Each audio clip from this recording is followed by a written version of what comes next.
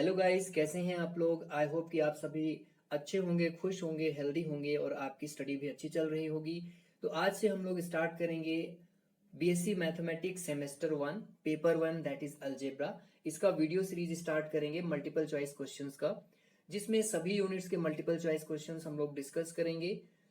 अगर आपकी स्टडी अच्छे से हो गई है then you will be able to solve all the questions very easily. अगर आपकी स्टडी नहीं भी हुई है तो भी कोई बात नहीं है, जो भी क्वेश्चन हम लोग कंसीडर करेंगे उससे रिलेटेड जो भी कॉन्सेप्ट होगा या जो फैक्ट्स होंगे हम साथ साथ उसको भी रिवाइज करते जाएंगे, सो दैट अगर उससे रिलेटेड कोई क्वेश्चन आए तो वो भी हम लोग एग्जाम में सॉल्व कर पाए। So before I start solving questions, let's take a look on your syllabus. आपका जो सिलेबस है प्रिस्क्राइब्ड बाय द यूनिवर्सिटी, उसको एक बार रिव्यू कर लेते हैं सो दैट ये क्लियर हो जाए कि आने वाले वीडियोस में हम कौन से टॉपिक्स को डिस्कस करेंगे। तो यहाँ पर ये है आपका सिलेबस, आप देख सकते हैं। ये फर्स्ट यूनिट है sets, relations and function. Second unit है divisibility theory in integers. And third unit है primes and the theory of congruence.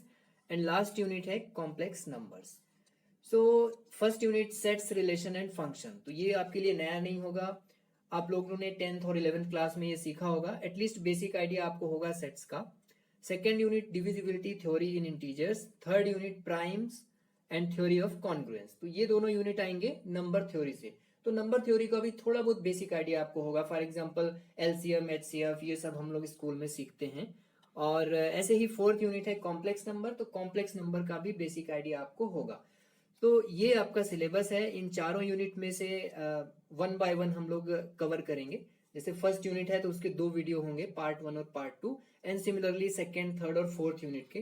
तो टोटल 8 वीडियो का ये सीरीज होगा। और सेमेस्टर 1 का जो पूरा कोर्स है उससे रिलेटेड जो मल्टीपल चॉइस क्वेश्चंस हैं वो हम लोग कंप्लीट कर लेंगे। तो ये हमारा फर्स्ट वीडियो है, इसमें सेट्स और रिलेशन से रिलेटेड क्वेश्चंस होंगे। और इसका जो पार्ट 2 होगा उसमें फंक्शन से रिलेटेड क्वेश्चंस होंगे। So let's begin.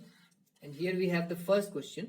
Let A and B be the subsets of set X then. तो set X है, उसके दो सबसेट हैं A and B। तो कौन सा ऑप्शन यहाँ पर करेक्ट होगा। सो क्वेश्चन सॉल्व करेंगे, बट उससे पहले एक बार रिवाइज कर लेते हैं यूनियन क्या है, इंटरसेक्शन क्या है और कॉम्प्लीमेंट क्या है। तो फॉर एग्जाम्पल एक सेट हमने लिया A और इसके एलिमेंट्स हो गए 1 2 3 4 एंड 5। एक और सेट हमने लिया B और लेट से इसके एलिमेंट्स हैं 2 4 8 9 and 10। Now A union B क्या होगा, करेक्ट। ए यूनियन बी में क्या होगा, दोनों सेट के एलिमेंट्स आ जाएंगे। सो ए के सभी एलिमेंट्स लेते हैं 1 2 3 4 एंड 5। नाउ बी के एलिमेंट्स लिखेंगे, 2 ऑलरेडी इसमें है। तो सेट में हम किसी भी एलिमेंट को एक से ज्यादा बार नहीं लिखेंगे। अगर एक से ज्यादा बार लिखा भी है तो उसका मतलब एक बार ही वो काउंट होगा। नाउ 4 भी इसमें है और 8 आ जाएगा, देन 9 आएगा एंड देन 10 आएगा। तो ये हो जाएगा A union B. What about A intersection B. A intersection B क्या होगा, A intersection B, good. A intersection B में वो एलिमेंट्स आएंगे जो दोनों सेट में हों। जैसे फॉर एग्जांपल यहाँ पर 2 है, यहाँ पर भी 2 है, ये 4 है, यहाँ पर भी 4 है। तो इंटरसेक्शन में 2 एंड 4 आ जाएंगे। तो ये है यूनियन और ये है इंटरसेक्शन। अब सेट का सबसेट क्या होगा, तो फॉर एग्जाम्पल सेट ए है, इसके कुछ एलिमेंट्स को अगर हम पिक करते हैं, जैसे 1 2 और 4 को पिक किया और इसमें हम एक नया सेट कंस्ट्रक्ट करेंगे बी। इसमें आ जाएगा 1 2 एंड 4। तो ये बी क्या हो जाएगा, सबसेट हो जाएगा सेट ए का। कैसे लिखेंगे, B is the subset of set A. इसको हम ऐसे भी लिख सकते हैं, A is the superset of B. Right, B A से आया है तो A is the superset of B. कई बार यहां पर इस तरह का सिंबल भी रहता है इक्वल का, दैट मीन्स बी ए के इक्वल भी हो सकता है। लेकिन यहां पर बी ए के इक्वल नहीं है, बी में 1 2 4 तीन ही एलिमेंट है। राइट, तो यहां पर हमें इस तरह का सिंबल यूज करना पड़ेगा। तो ये हो गया subset. Now what about the complement. किसी सेट का कॉम्प्लीमेंट क्या है, तो ये भी आपको आइडिया होगा, बहुत ही आसान है। क्या होता है कॉम्प्लीमेंट, तो अगर सपोज यहां पर हमें बी कॉम्प्लीमेंट लिखना है, बी कॉम्प्लीमेंट, तो आप कहोगे सर बी कॉम्प्लीमेंट लिखना है तो बी का सुपरसेट बताइए। तो बी का सुपरसेट क्या है, ए है। तो सुपरसेट में कौन से एलिमेंट्स आएंगे, 1 2 और 4 को आपको छोड़ देना है, 1 2 और 4 को नहीं लिखना है, 3 और 5 को लिखना है। तो बी कॉम्प्लीमेंट में आ जाएंगे 3 एंड 5। तो ये हो गया यूनियन, इंटरसेक्शन, सबसेट और कॉम्प्लीमेंट। और अब आते हैं हमारे क्वेश्चन में कौन सा ऑप्शन करेक्ट होगा। तो ध्यान रखना है, डी मॉर्गन्स ने 2 लॉ यहाँ पर डिस्कवर किए। उन 2 लॉज के फॉर्म में डी मॉर्गन ने यूनियन, इंटरसेक्शन और कॉम्प्लीमेंट को रिलेट किया। So according to De Morgan 2 law हैं। फर्स्ट लॉ है ए यूनियन बी कॉम्प्लीमेंट, ये हो जाएगा A complement intersection B complement. और सेकेंड लॉ है ए इंटरसेक्शन बी कॉम्प्लीमेंट, और ये हो जाएगा A complement union B complement. यहां पर है यूनियन तो यहां पर आ जाएगा इंटरसेक्शन, यहां पर है इंटरसेक्शन तो ये हो जाएगा यूनियन। अब ऑप्शन में देखते हैं, यहां पर यूनियन है, ये भी यूनियन है, तो ये करेक्ट नहीं होगा। एंड ऐसे ही फिर ये भी करेक्ट नहीं होगा, इंटरसेक्शन है। ऑप्शन सी में देखो तो यूनियन और ये है intersection, so option C is the correct answer. Second question है, let S be a set and P of S is power set of S. If order of S equals to 6 then. तो यहाँ पर order of S का क्या मतलब है, किसी set का ऑर्डर क्या होता है। तो बहुत ही आसान है, सेट में जितने एलिमेंट हैं वही उसका ऑर्डर होगा। फॉर एग्जांपल अगर हम लेते हैं लेट से A इक्वल्स टू 1 2 एंड 3, तो इसका ऑर्डर क्या हो जाएगा, इस तरह से डिनोट करेंगे, order of A equals to 3। Order को कई बार हम कार्डिनैलिटी भी कहेंगे, क्या कहेंगे, cardinality. So cardinality of A is 3, ऐसे भी लिख सकते हैं, राइट। अब यहां पर आप कहोगे सर सेट ए में 3 एलिमेंट हैं तो इसके कितने सबसेट्स होंगे। तो एक काम करते हैं, इसके सभी सबसेट्स को हम लिस्ट कर लेते हैं, लिखते हैं। तो पहला सबसेट हो जाएगा एम्प्टी सेट। एम्प्टी सेट सभी सेट्स का सबसेट होता है, राइट। दूसरा सबसेट क्या हो जाएगा, 1 को पिक कर लेते हैं, एंड देन 2 को पिक करते हैं, देन 3, और अब 2 के पेयर्स बना लेते हैं, 1 और 2 आ जाएंगे, and then 2 and 3, and then 1 and 3, और फिर तीनों एलिमेंट्स को ले लेते हैं 1 2 एंड 3। तो ये सबसेट्स हो जाएंगे सेट ए के, राइट। इन सभी सबसेट्स का अगर हम एक सेट बनाएं, महासेट, राइट, तो इसको ही हम कहेंगे power set of A.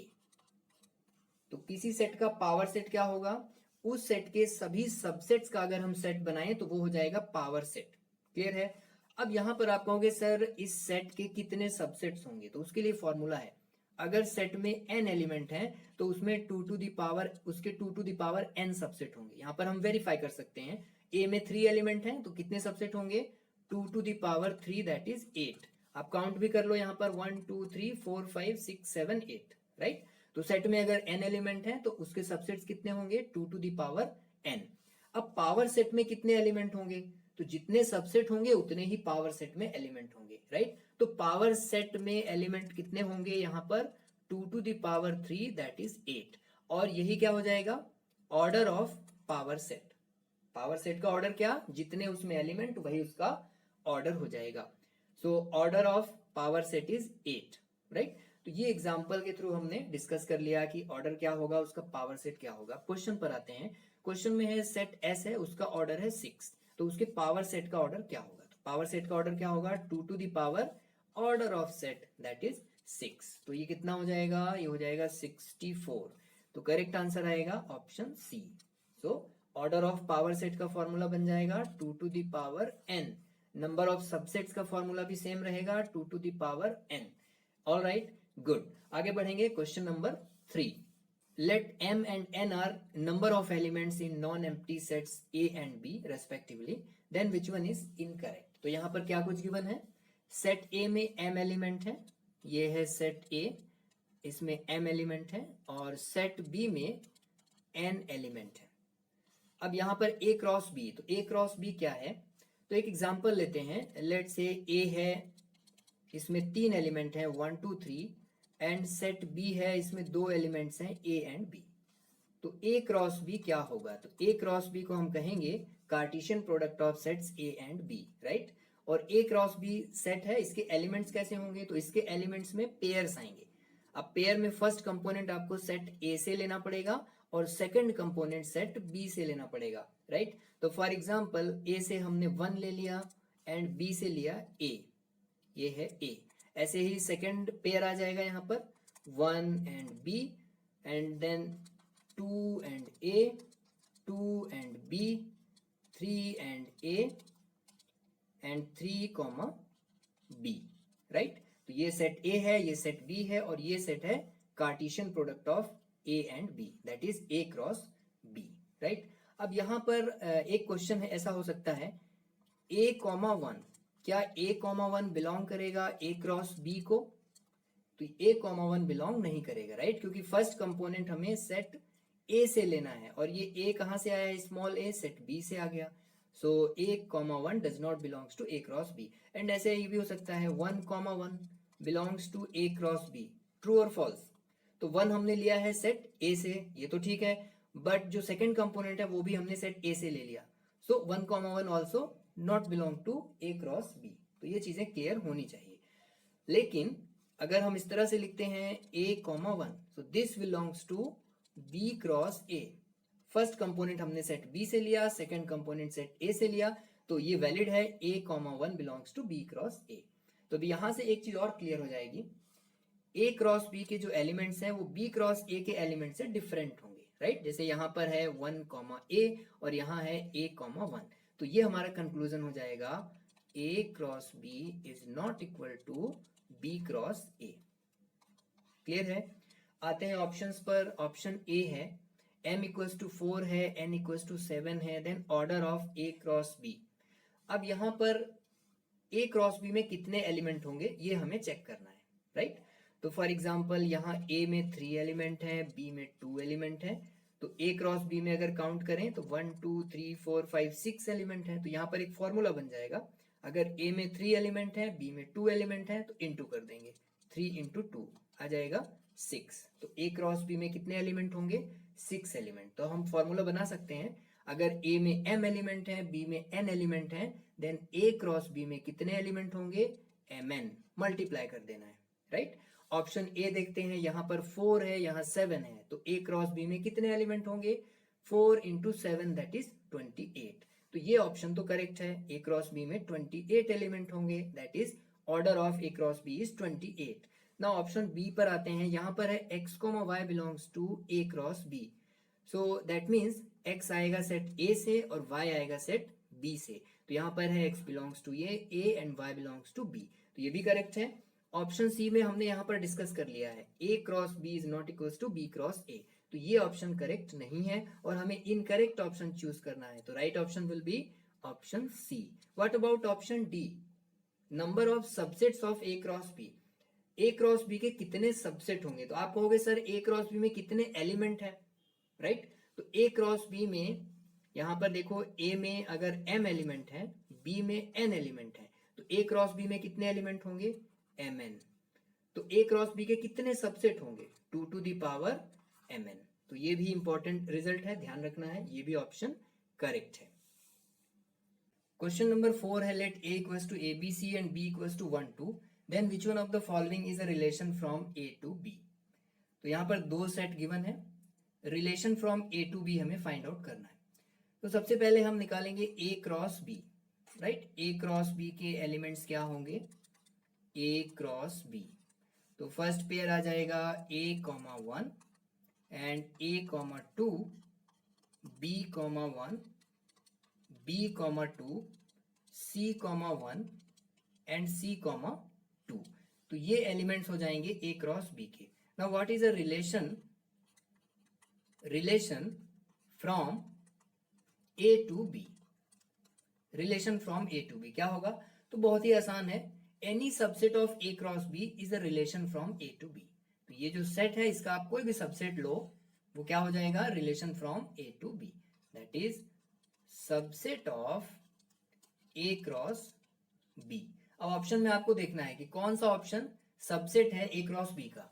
Option A अगर चेक करें तो यहाँ पर a कॉमा a है, बट a क्रॉस b में a कॉमा a नहीं है, तो ये रिलेशन नहीं हो पाएगा। ऐसे यहाँ पर 1 कॉमा a है, लेकिन a क्रॉस b में क्या है? a कॉमा 1 है, तो ये भी रिलेशन नहीं होगा। ऑप्शन सी में देखते हैं तो 2 कॉमा c है एंड यहाँ है c कॉमा 2, तो ये भी रिलेशन नहीं होगा। And option D a comma 2, yes a comma 2 है, c कॉमा 1 भी है एंड देन a कॉमा 1 भी है। तो ये जो रिलेशन है r, या ये जो सेट r है, वो सबसेट है किसका? a क्रॉस b का। देन ये क्या हो जाएगा? Relation from a to b। यहाँ पर a टू b का भी मीनिंग है, बी टू ए में अलग रिलेशन हो जाएगा, राइट। ध्यान रखना है, relation from A to B. Okay, तो यहाँ पर हमने देखा रिलेशन क्या होता है एक सेट से दूसरे सेट में। तो कई बार क्या होता है कि एक ही सेट में रिलेशन डिफाइन होता है, राइट। जैसे यहाँ पर दो सेट हैं ए एंड बी, तो कई बार एक ही सेट गिवन रहेगा। फॉर एग्जाम्पल अगर हम लेते हैं ए इक्वल्स टू 1,2, तो इसी सेट में हम रिलेशन डिफाइन कर सकते हैं। कैसे डिफाइन करेंगे, ए क्रॉस ए निकालेंगे यहाँ पर। तो ए क्रॉस ए में एलिमेंट्स आएगा 1,1, 1,2 एंड देन 2,1 एंड 2,2। तो ये हो गया ए क्रॉस ए। अब इसका कोई भी सबसेट होगा तो वो रिलेशन हो जाएगा इन सेट ए। तो रिलेशन के लिए ऐसा जरूरी नहीं है कि आपको दो सेट ही चाहिए, एक सेट में भी रिलेशन डिफाइन हो सकता है, राइट। और इनफैक्ट आगे आने वाले क्वेश्चंस में हम देखेंगे एक ही सेट में जो रिलेशन है उन्हीं को हम ज्यादा डिस्कस करेंगे, राइट। तो ये डिस्कशन हो गया रिलेशन का। I hope you get it good. Let's move on to question number 5। Let A equals to 1, 3, 6, 7, ये एक सेट है, and B equals to 0, 2, 3, 9, 8। Consider a relation R from A to B then. तो यहाँ पर set ए और be given है और ये एक रिलेशन है फ्रॉम ए टू बी। आपको डोमेन और रेंज बताना है, तो बहुत ही ईजी है। रिलेशन में जो फर्स्ट कंपोनेंट हो जाएंगे वो डोमेन में आएंगे, राइट। फर्स्ट कंपोनेंट है 7, 1, 7, 3। 7 दो बार आ रहा है तो सेट में हमें एक ही बार लिखना है, राइट। तो 7, 1, 3 ये हो जाएगा डोमेन। रेंज क्या होगा, जो सेकंड कंपोनेंट है 2, 3, 0 एंड 3, तो ये रेंज में आ जाएगा। तो रेंज आएगा 2, 3 and 0। So option A is correct. If set A has m elements and set b has n elements, then number of distinct relations from set a to set b। तो a से b में कितने distinct relation हो सकते हैं। तो relation क्या है, a क्रॉस b के जितने भी सबसेट्स होंगे वो सभी रिलेशन होंगे। तो आप कहोगे सर a क्रॉस b में a क्रॉस b के जितने सबसेट होंगे उतने ही number of distinct relations from a to b होंगे। नाउ a क्रॉस b के कितने सबसेट होंगे, तो उसके लिए हमें देखना होगा a क्रॉस b में कितने एलिमेंट होंगे, राइट। तो a क्रॉस b में कितने एलिमेंट होंगे बोलो। a में m एलिमेंट है, a में m एलिमेंट्स हैं और b में n एलिमेंट है। तो a क्रॉस b में कितने एलिमेंट होंगे, mn होंगे। और a क्रॉस b के कितने सबसेट्स होंगे, 2 to the power mn, right. So number of distinct relations from a to b is equals to number of distinct subsets of a cross b which is 2 to the power mn। So answer आ जाएगा option C. तो important है, ध्यान रखना है, number of distinct relations from set a to set b is 2 to the power mn, where m is the number of elements in set a and n is the number of elements in set b। Let x equals to 2, 4, 6, 8, then which one of the following relations is reflexive। तो यहाँ पर एक ही set given है, that means ये जो relations यहाँ पर option में है ये सब एक ही सेट में डिफाइंड है। ए और बी दो सेट यहाँ पर नहीं है, ओनली एक ही सेट एक्स है। और मैंने ऑलरेडी आपसे कहा है कि आने वाले क्वेश्चंस में हम ऐसे रिलेशंस को डिस्कस करेंगे जो एक ही सेट में डिफाइंड हो, राइट। और इस तरह के रिलेशन जो एक ही सेट में डिफाइंड हो वो तीन तरह के हो सकते हैं, 3 टाइप्स होंगे। नंबर 1 होगा रिफ्लेक्सिव, नंबर 2 होगा सिमेट्रिक और नंबर 3 होगा ट्रांजिटिव, राइट। अब यहां पर ये रिलेशन, कौन सा रिलेशन रिफ्लेक्सिव है, तो रिफ्लेक्सिव कैसे चेक करेंगे, तो उसके लिए सेट का फर्स्ट एलिमेंट 2 है, तो आपको देखना है 2,2 should belongs to R, and then 4 है, 4,4 should belongs to R, 6,6 should belongs to R and 8,8 should belongs to R, right. इसको हम ऐसे भी लिख सकते हैं 2 इज रिलेटेड टू 2 और 4 इज रिलेटेड टू 4, एक ही बात है। तो ओवरऑल अगर रिलेशन रिफ्लेक्सिव है तो सेट के सभी एलिमेंट खुद से रिलेट करना चाहिए, मतलब सेल्फ रिलेट होना चाहिए, ओके। तो ऑप्शन ए में देखते हैं, यहाँ पर 8,8 तो है, 2,2 भी है, लेकिन 6,6 और 4,4 नहीं है, तो ये रिलेशन रिफ्लेक्सिव नहीं होगा। ऑप्शन बी में देखते हैं, यहाँ पर 2,2 है, 6,6 है, 8,8 है और 4,4 है, राइट। तो ये जो ऑप्शन है, ऑप्शन बी, ये हो जाएगा रिफ्लेक्सिव, राइट। ऑप्शन सी देखते हैं, तो 8,8 है, 2,2 है, 6,6 भी है लेकिन 4,4 नहीं है, तो ये रिफ्लेक्सिव नहीं होगा। एंड सिमिलरली आप चेक कर सकते हो, ये भी रिलेशन रिफ्लेक्सिव नहीं होगा। ऑलराइट, सो ये है reflexive relation. Let A equals to ABC, then which one of the following relation is symmetric? अब symmetric कैसे चेक करना है? तो symmetric के लिए अगर suppose A, B belongs to R, और ऐसे भी कह सकते हैं A is related to B, then इसका reverse B, A should belongs to R, that is B should related to A। अगर ऐसी कंडीशन है तो वो रिलेशन हो जाएगा सिमेट्रिक। अब वन बाय वन चेक करते हैं। ऑप्शन ए, फर्स्ट पेयर है A, A, इसको रिवर्स करेंगे तो A, A सेम आएगा और A, A इस सेट में है। ऐसे ही B, B को रिवर्स करें तो सेम आएगा B, B, और B, B is present in this R, and similarly C, C। तो जो फर्स्ट ऑप्शन है इसमें सिमेट्रिक की प्रॉपर्टी होल्ड हो रही है, राइट? तो ये हो जाएगा सिमेट्रिक। ऑप्शन बी में देखते हैं, A, B है तो आपको होगा सर इसका रिवर्स करो, तो रिवर्स आएगा B, A, और उसके बाद देखना है यहाँ पर B, A है या फिर नहीं, तो ये है B, A, राइट? अब नेक्स्ट पेयर देखते हैं C, A, इसको रिवर्स करेंगे तो आ जाएगा A, C, और यस A, C भी यहाँ पर है। एंड देन आ रहा है B, A, इसको हम ऑलरेडी चेक कर चुके हैं। देन A, C, इसका रिवर्स C, A है यहाँ पर। नाउ B, B, इसको रिवर्स करेंगे तो अनचेंज होगा, ये सेम होगा B, B, तो ये भी यहाँ पर सिमेट्रिक हो जाएगा। ऑप्शन सी देखते हैं, तो यहाँ पर है C, A, इसको रिवर्स करेंगे तो A, C आएगा, एंड A, C यहाँ पर है, ये है A, C। Now A, A इसको चेक करने की जरूरत नहीं है, इसका रिवर्स सेम आ रहा है। नाउ B, A, तो इसका रिवर्स होगा A, B, और वो भी यहाँ पर है। नाउ A, B है तो इसको भी चेक करने की जरूरत नहीं है, राइट? ये आ जाएगा B, A का रिवर्स। नाउ यहाँ पर है B, C, इसका रिवर्स करें तो ये हो जाएगा C, B। Now C, B यहाँ पर है क्या? C, B इसमें नहीं है, तो ये रिलेशन सिमेट्रिक नहीं होगा। So option D is correct, A and B are symmetric but not C. Let Y equals to A, B, C, D, then which one of the following is transitive relation? तो यहाँ पर हमें देखना है कौन सा रिलेशन ट्रांजिटिव है। कैसे चेक करेंगे? तो ट्रांजिटिव के लिए कंडीशन है, if A is related to B and B is related to C, then A should related to C। इसका फर्स्ट कंपोनेंट इसके सेकंड कंपोनेंट से रिलेट करना चाहिए, right? That is A, C belongs to R, right? So check करते हैं option A. तो यहाँ पर है B, A, इसका फर्स्ट पेयर है, इसका सेकंड कंपोनेंट A है। अब आपको देखना है किस पेयर का second component first component A हो। तो ये पेयर है, इसका फर्स्ट कंपोनेंट A है, राइट? तो ये हमने लिखा A, B। Now B, B should belongs to R, B, B, तो ये है यहाँ पर B, B, राइट? अब हम आगे बढ़ेंगे, सेकंड पेयर कंसीडर करेंगे B, B, इसका सेकंड कंपोनेंट देखेंगे B है, तो ऐसा कौन सा पेयर है जिसका फर्स्ट कंपोनेंट B हो? तो ये वाला पेयर है, तो यहाँ पर लिखेंगे B, A, right? Now B, A should belongs to R, और B, A इसमें है।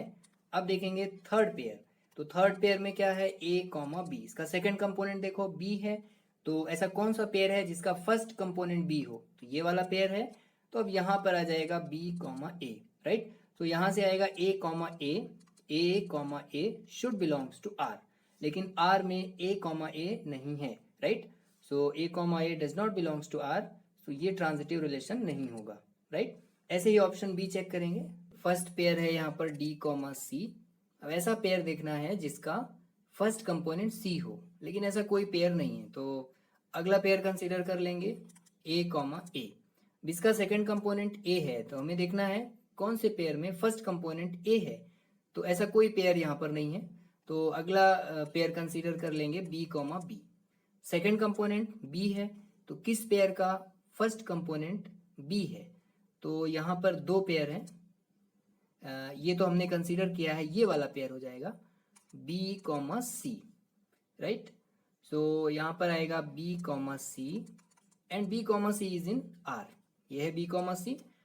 अगला पेयर लेंगे D, B, राइट? अब B से स्टार्ट होने वाले पेयर कौन से हैं? तो दो पेयर हैं यहाँ पर, एक तो ये है B, B, और दूसरा है B, C। तो बी कॉमा बी चेक करेंगे तो यहाँ से आएगा डी कॉमा बी। अब डी कॉमा बी सेट में है क्या? यस, ये है D comma B, and then ये वाला डी कॉमा बी आ गया, और ये पेयर लेते हैं बी कॉमा सी।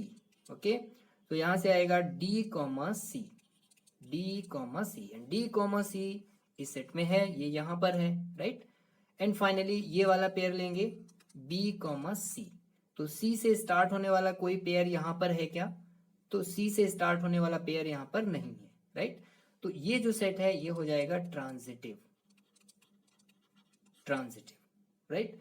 ऐसे ही आप ऑप्शन सी चेक करना है, यहाँ पर ए कॉमा बी है, सेकेंड कंपोनेंट बी है, तो बी से स्टार्ट होने वाला पेयर ये है, तो यहाँ पर लिखेंगे बी कॉमा ए। नाउ यहाँ से आ जाएगा ए कॉमा ए। नाउ ए कॉमा ए इस सेट में है क्या?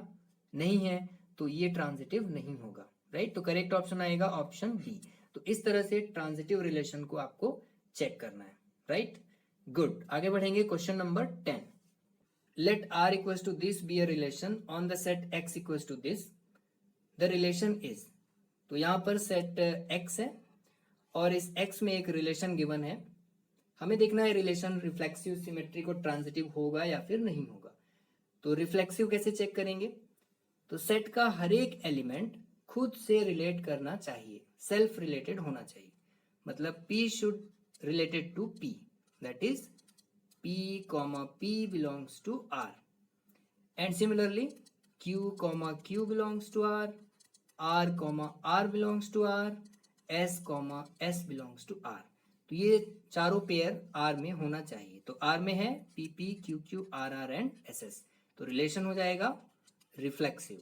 सिमेट्रिक चेक करेंगे तो कोई भी एलिमेंट लेना है उसको रिवर्स करना है, सॉरी कोई पेयर लेना है उसको रिवर्स करना है। तो ये स्टार्टिंग के 4 पेयर हैं, इनको रिवर्स करने से सेम आएगा, तो यहाँ से तो कुछ पता नहीं चलेगा, सेम सेम है ये। और ये वाला पेयर लेते हैं क्यू एस, इसको रिवर्स करेंगे तो आएगा एस क्यू। अब एस क्यू है क्या आर में? एस क्यू इसमें नहीं है, राइट, तो सिमेट्रिक नहीं होगा। अब ट्रांजिटिव चेक करना है, तो यहाँ पर ये जो स्टार्टिंग के 4 एलिमेंट्स हैं, तो ट्रांजिटिव में भी हमें इनको चेक करने की जरूरत नहीं है। जब भी इस तरह के एलिमेंट्स होंगे इनको आपको चेक करने की जरूरत नहीं होगी, हम डायरेक्ट इस पेयर से कंसीडर करेंगे। तो यहां पर है क्यू एस, सेकेंड कंपोनेंट है एस। ऐसा कौन सा पेयर है जिसका फर्स्ट कंपोनेंट एस हो? तो ये वाला पेयर है, तो एस कॉमा एस लिखेंगे, और यहां से आ जाएगा Q comma S should belongs to R, और क्यू एस तो हमने कंसीडर किया ही है, तो Q S belongs to R. Similarly आप पी आर कंसीडर करोगे तो पी आर ही आएगा यहाँ पर, ऐसे ही पी एस कंसीडर करोगे तो यहाँ पर पी एस आएगा, पी क्यू कंसीडर करोगे तो यहाँ पर पी क्यू ही आएगा। तो ट्रांजिटिविटी की कंडीशन यहाँ पर सेटिस्फाई हो जाएगी, तो ये रिलेशन क्या हो जाएगा? ट्रांजिटिव हो जाएगा। So this relation is reflexive and transitive but not symmetric. Okay, so which option is correct? Reflexive and transitive only, that is option C। और अगर कोई रिलेशन रिफ्लेक्सिव, सिमेट्रिक और ट्रांजिटिव तीनों है तो उसको हम कहेंगे equivalence relation, right. So an equivalence relation is reflexive, symmetric and transitive. So right option होगा option D. Universal relation B cross B on the set B is always. Universal relation क्या होता है, राइट? तो relation क्या होता है? Cartesian product का जो सेट है उसका सबसेट रिलेशन होता है। अब अगर कार्टेशियन प्रोडक्ट का जो सेट है उसके सभी पेयर्स को हम ले लें तो वो रिलेशन हो जाएगा यूनिवर्सल रिलेशन। फॉर एग्जाम्पल अगर b equals to A B है तो इसका कार्टेशियन प्रोडक्ट क्या होगा? b cross a। इसमें एलिमेंट्स आएगा a comma b, a comma a, b comma a and b comma b। तो ये है कार्टेशियन प्रोडक्ट का सेट। अब अगर ये रिलेशन हम कंसीडर करें तो इसको कहेंगे यूनिवर्सल रिलेशन। तो यूनिवर्सल रिलेशन हमेशा ही क्या होता है? रिफ्लेक्सिव भी होता है, राइट? a कॉमा a इसमें होगा एंड b कॉमा b भी होगा, और सिमेट्रिक भी होता है। जैसे अगर a कॉमा b है तो b कॉमा a भी इसमें होगा। ट्रांजिटिव भी होता है। फॉर एग्जाम्पल अगर हमने a कॉमा b लिया एंड b कॉमा a लिया देन ये आ जाएगा a कॉमा a भी इसमें है, राइट? तो जो यूनिवर्सल रिलेशन है वो हमेशा क्या होता है? रिफ्लेक्सिव, सिमेट्रिक और transitive, that is equivalence relation, option B. Let I be the set of integers. Consider a relation R in I such that x comma y belongs to R if and only if x minus y is divisible by 5, x belongs to I and y belongs to I. तो I यहाँ पर क्या है? Set of integers है, right. सारे positive numbers आएंगे, negatives आएंगे, zero भी आएगा लेकिन फ्रैक्शन नहीं आएगा. अब एक यहाँ पर रिलेशन गिवन है, x is related to y, x is related to y, ऐसे भी लिख सकते हैं, x is related to y if and only if x minus y is divisible by 5. For example अगर हम एक पेयर लेते हैं 20 and 5, so this belongs to R, that is 20 is related to 5. Why? Because 20 minus 5 is 15 and 15 is divisible by 5, right? एक और pair अगर हम लेते हैं यहाँ पर 13, 1, so this does not belongs to R because 13 minus 1 is 12 and 12 is not divisible by 5. तो ये है हमारा रिलेशन. अब हमें यहाँ पर चेक करना है कि रिफ्लेक्सिव, सिमेट्रिक और ट्रांजिटिव होगा या फिर नहीं होगा. तो सबसे पहले रिफ्लेक्सिव चेक करेंगे. तो सेट ऑफ इंटीजर है, कोई भी एक इंटीजर हम पिक करेंगे. फॉर एग्जाम्पल हमने पिक कर लिया 9, तो आपको चेक करना है 9 इज रिलेटेड टू 9 और नॉट. 9, 9 बिलोंग्स टू R और नॉट. तो देखेंगे 9 में 9 को सब्ट्रैक्ट करेंगे और ये आ रहा है 0. सो 0 इज डिविजिबल बाय 5. 0 सभी नंबर से डिविजिबल होता है. सो 0 इज डिविजिबल बाय 5. तो दोनों कंपोनेंट्स को हमने माइनस किया और आया 0 और वो 5 से डिविजिबल है. That means 9, 9 belongs to R. And similarly आप चेक कर सकते हो -2, -2 बिलोंग्स टू R. तो इस तरह से सेट ऑफ इंटीजर का हर एक एलिमेंट सेल्फ रिलेटेड होगा. तो ये रिलेशन हो जाएगा रिफ्लेक्सिव. अब चेक करना है सिमेट्रिक. तो ये एग्जांपल कंसीडर करते हैं. 20, 5 बिलोंग्स टू R. इसको रिवर्स करते हैं, हो जाएगा 5, 20. सो 5 में से 20 सब्ट्रैक्ट करेंगे, आ जाएगा -15 and -15 is divisible by 5, right. So reverse करने से जो एलिमेंट आ रहा है, जो पेयर आ रहा है 5, 20, वो भी R को बिलोंग करता है. तो ये रिलेशन हो जाएगा सिमेट्रिक. अब देखना है ट्रांजिटिव. तो रिफ्लेक्सिव और सिमेट्रिक हो गया, ट्रांजिटिव चेक करना है. सो एक बार स्क्रीन क्लियर कर लेते हैं, राइट. ट्रांजिटिव चेक करना है. सो एक एलिमेंट है 20, 5, this belongs to R.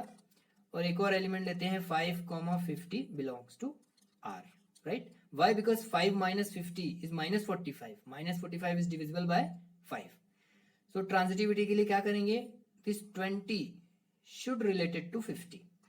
20, 50 belongs to R और नॉट, ये चेक करना है. तो 20 minus 50 हो जाएगा -30 and -30 is divisible by 5. So 20, 50 also belongs to R. Okay, तो इस तरह से हमने चेक कर लिया, ये रिलेशन ट्रांजिटिव भी होगा. सो रिफ्लेक्सिव भी है, सिमेट्रिक भी है और ट्रांजिटिव भी है. दैट मीन्स ये रिलेशन क्या है? इक्विवेलेंस रिलेशन है. So option B is correct. Let A denote set of people living in Maharashtra. For AB belongs to A, we define a relation this. तो अभी तक रिलेशन को हम R से डिफाइन कर रहे थे, यहाँ पर ये सिंबल यूज कर रहे हैं.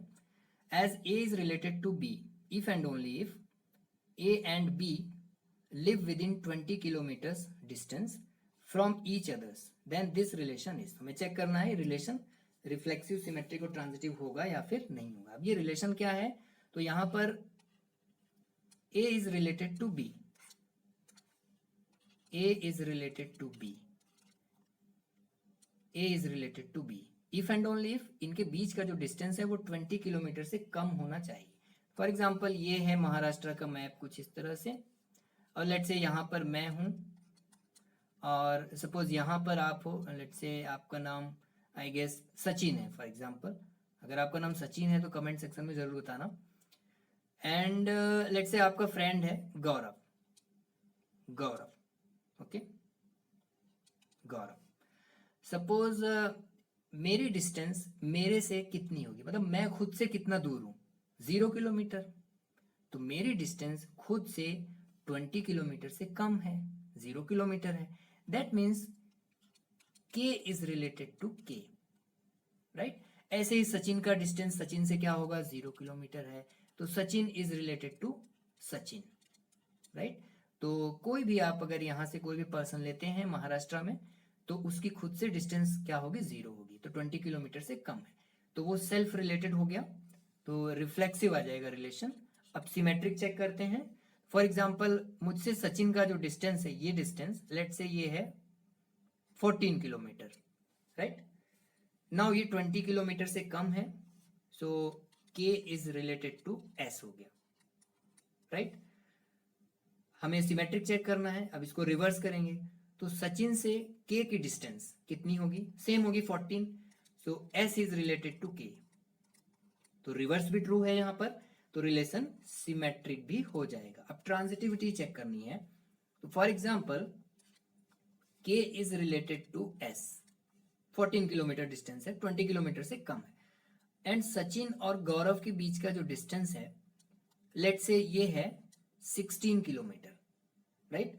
सो Sachin is related to Gaurav because इनके बीच का जो डिस्टेंस है वो 20 किलोमीटर से कम है, so s is related to g। अब हमें चेक करना है whether k is related to g और not, k is related to g और नॉट, तो k और g के बीच का डिस्टेंस देखेंगे तो 14 प्लस 16 यार है 30, 20 किलोमीटर से ज्यादा हो गया, राइट। तो k is not related to g, okay. तो यहां पर ट्रांजिटिविटी प्रॉपर्टी होल्ड नहीं हो रही है, तो ये रिलेशन ट्रांजिटिव नहीं होगा। So the relation is reflexive and symmetric but not transitive, तो राइट ऑप्शन आ जाएगा not transitive, that is option C. Question number 15 है, a relation R defined in the set of all lines L in a plane by x is related to y, this implies x is perpendicular to y, then r is। तो यहाँ पर relation है, suppose ये कोई plane हो गया और इसमें बहुत सारी लाइंस होंगी, इस तरह से इनफाइनाइट लाइंस इस प्लेन में होंगी, so x is related to y, x is related to y, और ऐसे भी लिख सकते हैं x, y belongs to r। ऐसा कब होगा, जब x is perpendicular to y हो। तो फॉर एग्जाम्पल यहाँ पर ये लाइन अगर x है, ये लाइन y है, अगर दोनों लाइंस परपेंडिकुलर हैं देन दोनों लाइन रिलेटेड होंगी, ओके। सो अब सबसे पहले हमें देखना है रिलेशन रिफ्लेक्सिव है या फिर नहीं है। तो रिफ्लेक्सिव कैसे होगा, तो कोई भी लाइन खुद के परपेंडिकुलर होगी क्या, कोई लाइन सेल्फ रिलेटेड होगी क्या, सो कोई भी लाइन खुद के परपेंडिकुलर नहीं होगी, right. So x is not related to x, or you can say x comma x does not belongs to relation R, तो ये रिलेशन रिफ्लेक्सिव नहीं होगा, ओके। अब देखते हैं सिमेट्रिक। तो यहाँ पर ये दो लाइंस हैं x एंड y, तो x is perpendicular to y, so you can say x is related to y, और x अगर y के परपेंडिकुलर है तो y भी x के परपेंडिकुलर होगा, रिवर्स कर सकते हैं, y is related to x, तो ये रिलेशन सिमेट्रिक हो जाएगा, ओके। अब ट्रांजिटिविटी चेक करते हैं, तो फॉर एग्जाम्पल ये लाइन y इस तरह से है, एक और लाइन लेते हैं z, राइट। नाउ यहाँ पर x is related to y, x is related to y and y is related to z because y and z are perpendicular, right. y is related to z। अब हमें देखना है whether x is related to z और not, तो x और z अगर हम यहाँ पर देंगे तो दोनों पैरेलल है, राइट। तो हमारा कंक्लूजन हो जाएगा x is not related to z और x, z does not belongs to r, तो ये रिलेशन ट्रांजिटिव नहीं होगा, तो रिफ्लेक्सिव भी नहीं है, ट्रांजिटिव भी नहीं है, क्या है, ओनली सिमेट्रिक, तो ऑप्शन सी आएगा only symmetric, right. Let r equals to this be an equivalence relation on a set a equals to 1 2 3 4, then equivalence class of 4। अब यहाँ पर देखना है इक्विवेलेंस क्लास क्या होता है, तो सबसे पहले आप देखो कि जो रिलेशन है वो किस सेट में है, तो ये है सेट A में, राइट। अब सेट A के सभी एलिमेंट्स का इक्विवेलेंस क्लास होगा, कैसे फाइंड आउट करेंगे, फॉर एग्जांपल अगर आपको फाइंड करना है इक्विवेलेंस क्लास ऑफ 1, तो इसको हम इस तरह से डिनोट करेंगे, equivalence class of 1, right.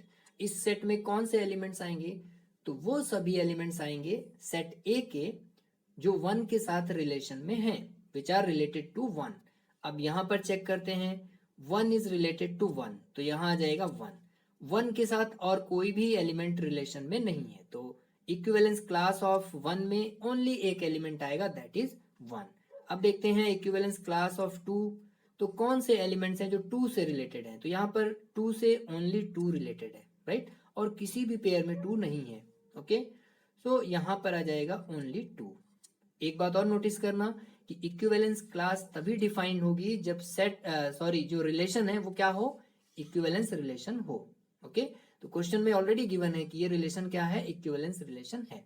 Okay, अब देखते हैं जो तीसरा एलिमेंट है 3, इसका इक्विवेलेंस क्लास क्या होगा। तो इसका इक्विवेलेंस क्लास देखते हैं 3 किससे रिलेटेड है। देखो 3 यहाँ पर 4 से रिलेटेड है, तो यहाँ पर आ जाएगा 4, एंड देन 3 से भी रिलेटेड है, तो यहाँ पर 3 भी आ जाएगा, right. And now equivalence class of 4, so 4 is related to 3, तो यहाँ पर आएगा 3, and then 4 is related to 4, तो यहाँ पर 4 भी आएगा, राइट। तो सेट ए में 4 एलिमेंट्स हैं, उन सभी एलिमेंट्स का हमने इक्विवेलेंस क्लास फाइंड आउट किया। क्लियर है। एक बात और आप यहाँ पर नोटिस करना कि हर एलिमेंट अपनी इक्विवेलेंस क्लास में है। जैसे 1 प्रेजेंट है इन इक्विवेलेंस क्लास ऑफ 1, ऐसे ही 2 भी प्रेजेंट है इन इक्विवेलेंस क्लास ऑफ 2, 3 भी प्रेजेंट है इन इक्विवेलेंस क्लास ऑफ 3। तो ऐसे ही इन जनरल हम कह सकते हैं कि अगर आप ए का इक्विवेलेंस क्लास निकालते हो तो ए उसमें होगा, राइट। नाउ यहाँ पर हमें 4 का इक्विवेलेंस क्लास निकालना है, तो 4 का आएगा 3 and 4, so option B is correct. Number 17, let W be the set of whole numbers. Whole numbers क्या होंगी? Good, 0 1 2 3 4 and so on, right. Define an equivalence relation R in W such that AB belongs to R. If and only if both A and B leave same remainder when divided by 5, where A and B belongs to W, then equivalence class of 1 is given by. तो यहाँ पर एक relation given है whole numbers W में, और हमें equivalence class of 1 find out करना है। तो पहले इस रिलेशन को समझ लेते हैं। तो रिलेशन में यहाँ पर है A is related to B। If and only if अगर A को 5 से डिवाइड करें और B को 5 से डिवाइड करें तो दोनों केसेस में सेम रिमाइंडर आए। जैसे फॉर एग्जांपल यहाँ पर हम कह सकते हैं 7,12 belongs to R। Why? Because अगर हम 7 को 5 से डिवाइड करें तो यहाँ पर रिमाइंडर आएगा 2, एंड 12 को अगर 5 से डिवाइड करें तो यहाँ पर भी रिमाइंडर आएगा 2। तो आप कह सकते हो 7,12 belongs to R।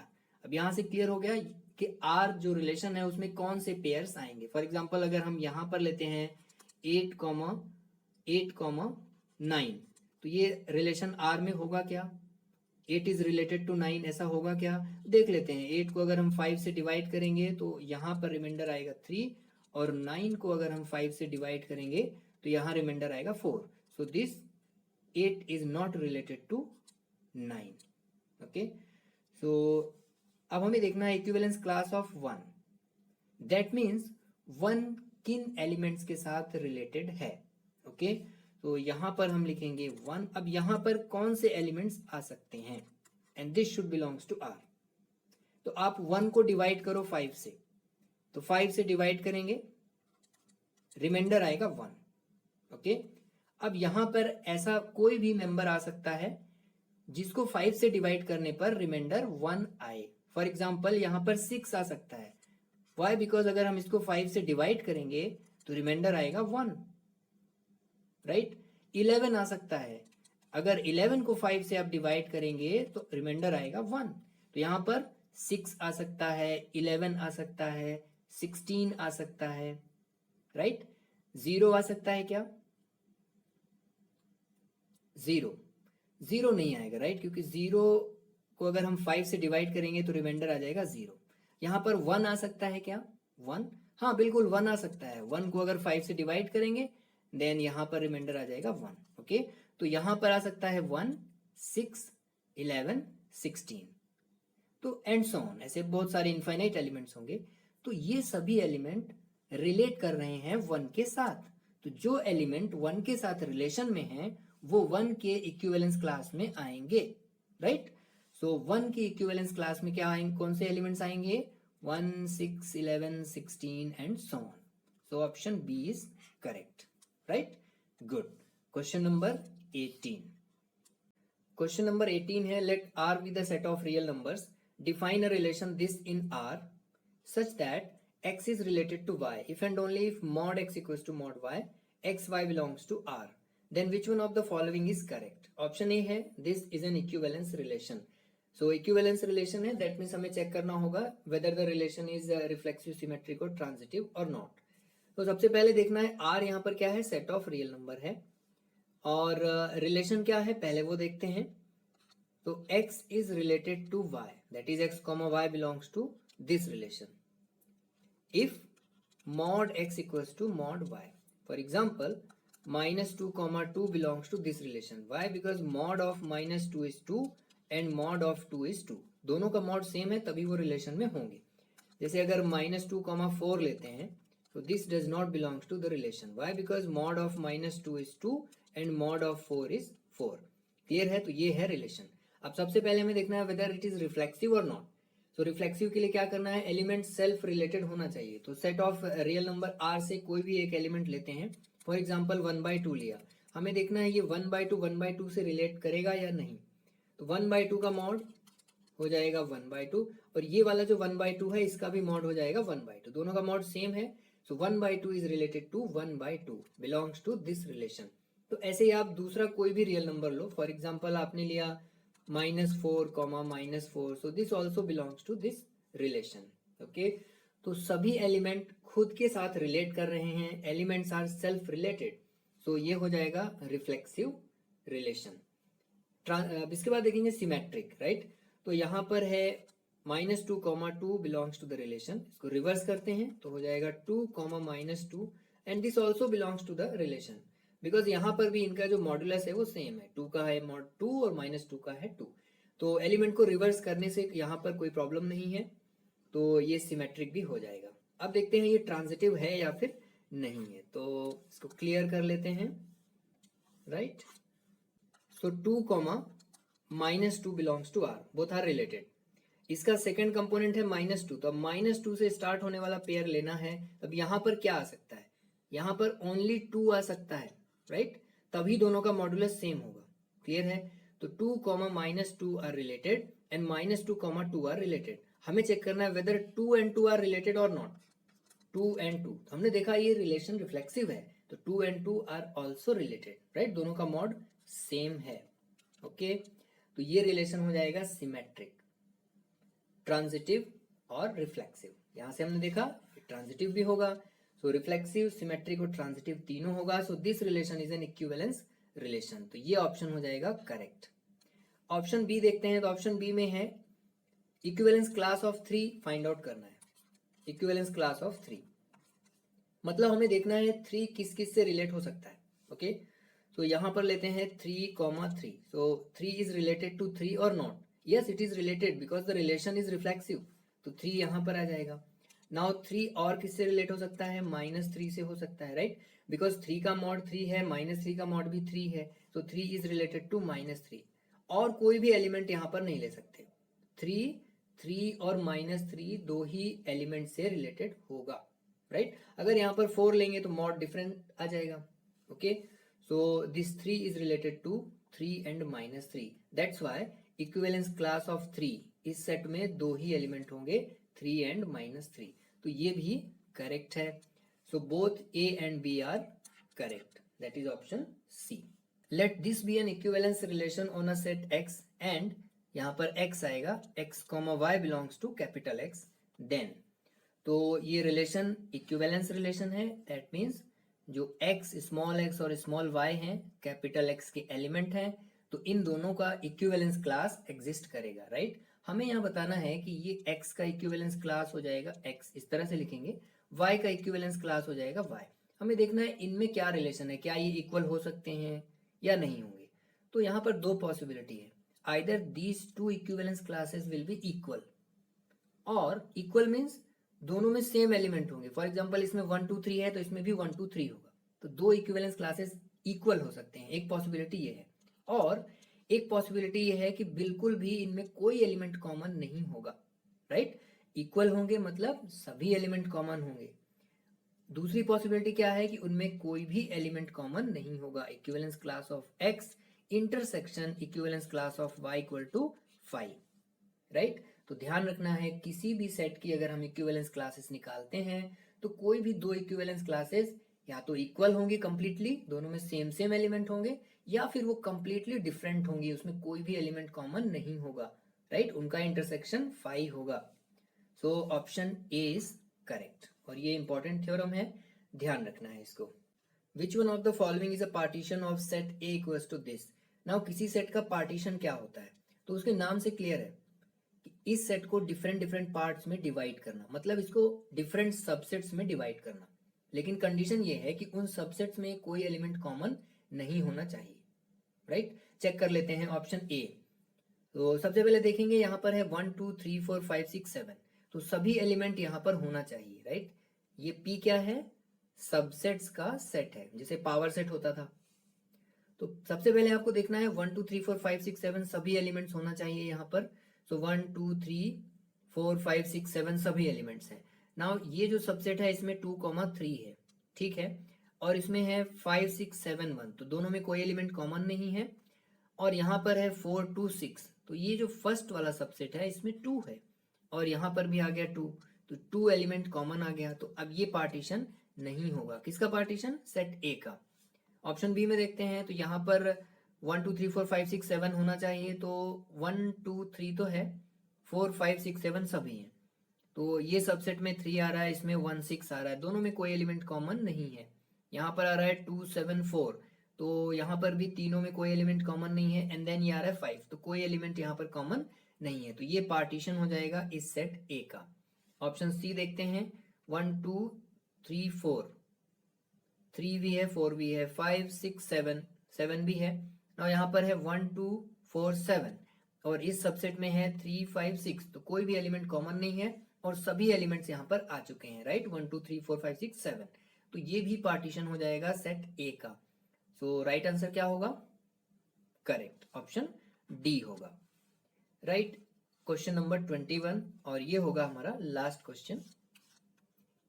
Which one of the following is correct? Option A है, every relation on set X induces a partition of X. Option B है, every equivalence relation on set X induces a partition of X. Option C है, every function on set X induces a partition of X. तो ये बहुत ही important theorem है, ध्यान रखना है। Correct option आएगा option B, every equivalence relation on a set X induces a partition of X. तो यहाँ पर ये वीडियो कंप्लीट करेंगे, इसके नेक्स्ट पार्ट में फंक्शन से related multiple choice questions discuss करेंगे। So I hope you enjoyed it. See you next time, bye bye.